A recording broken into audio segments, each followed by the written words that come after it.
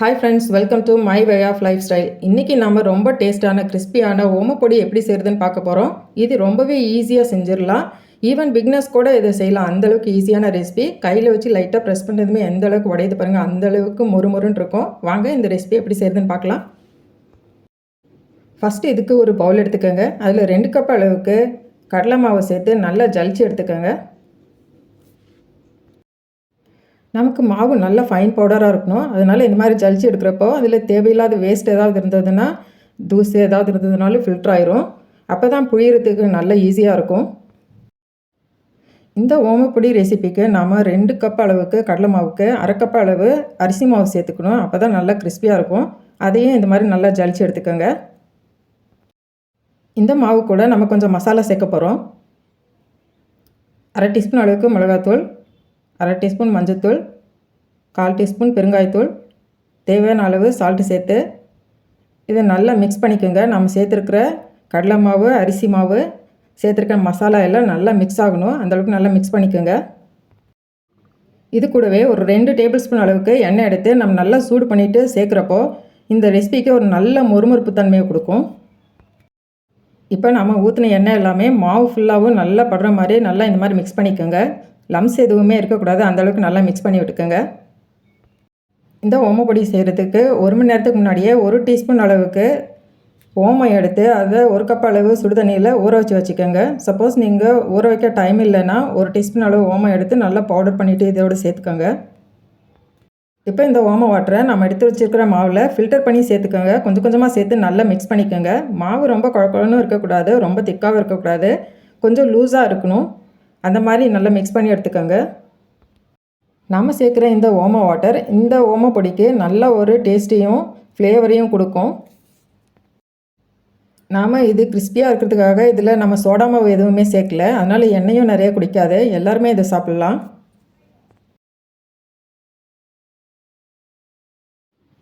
பாருங்கள், மாவு இந்த மாதிரி இருக்கணும். இந்த மாதிரி கன்சிஸ்டன்சி தான் கரெக்டானது. இப்படி இருந்தால் தான் ஈஸியாக புழிய வரும்.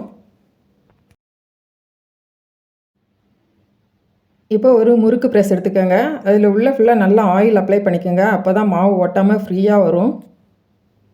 இந்த மாதிரி நல்லா அப்ளை பண்ணிக்கோங்க, எல்லா இடத்துலையும் படுற மாதிரி. இப்போ இதுக்கு நாம் இடியாப்பு மோல்டு எடுத்துக்கோங்க. அதாவது மிக்சருக்கெல்லாம் யூஸ் பண்ணுவோம் இல்லையா, அந்த மோல்டு எடுத்து அதுலேயும் ஆயில் அப்ளை பண்ணிக்கோங்க. இதில் ஆயில் அப்ளை பண்ணி முடிச்சதும் ஃபிட் பண்ணிவிட்டு இது ஃபுல்லாக மாவு எடுத்து ஃபில் பண்ணிக்கோங்க. ஃபில் பண்ணிவிட்டு ஒரு டைமு செக் பண்ணிக்கோங்க நல்லா புழிய வருதான்னு. சப்போஸ் புழிய சரியாக வரல, ரொம்ப ஹார்டாக இருக்குது அப்படின்னாக்கா அதில் கொஞ்சம் அந்த மாவில் தண்ணி தெளிச்சிட்டு மிக்ஸ் பண்ணிக்கோங்க. சப்போஸ் ரொம்ப லூஸாக இருக்குது, உடஞ்சி வருதுன்னாக்கா கொஞ்சமாக மாவு சேர்த்து பிணைஞ்சிக்கோங்க, கரெக்டாக இருக்கும்.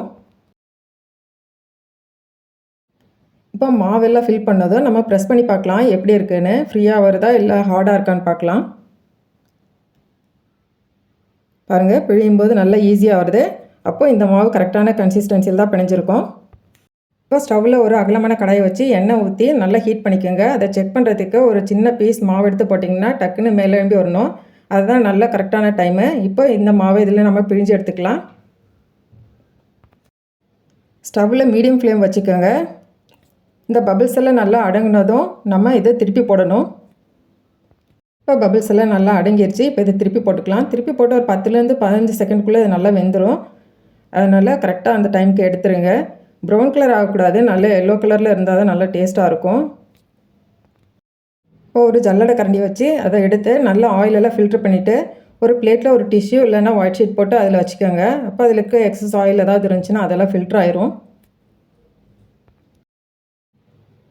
இதே மாதிரி மீதி இருக்கிற மாவு எல்லாத்தையுமே நம்ம பிழிஞ்சு எடுத்துக்கலாம். இந்த ரெசிபி செய்கிறது ரொம்பவே ஈஸி. அது இல்லாமல் வேகத்துக்கும் நிறைய டைம் எடுத்துக்காது, ரொம்ப குயிக்காகவே வெந்துடும். கண்டிப்பாக இந்த ரெசிபியை நீங்களும் வீட்டில் ட்ரை பண்ணி பாருங்கள். இதை நம்ம ஈவினிங் டைம் டீ டைம் ஸ்நாக்ஸாகவும் சாப்பிட்லாம். குழந்தைங்க ஸ்கூல் விட்டு வந்த உடனே ஈவினிங் ஸ்நாக்ஸாகவும் கொடுக்கலாம். நல்ல டேஸ்ட்டாக இருக்கும்.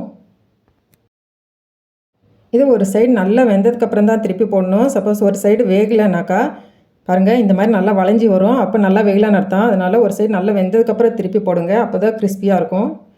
இதில் கொஞ்சம் கருவேப்பிலை சேர்த்து நல்லா ஃப்ரை பண்ணி சேர்த்துக்கோங்க, நல்ல டேஸ்ட்டாக இருக்கும்.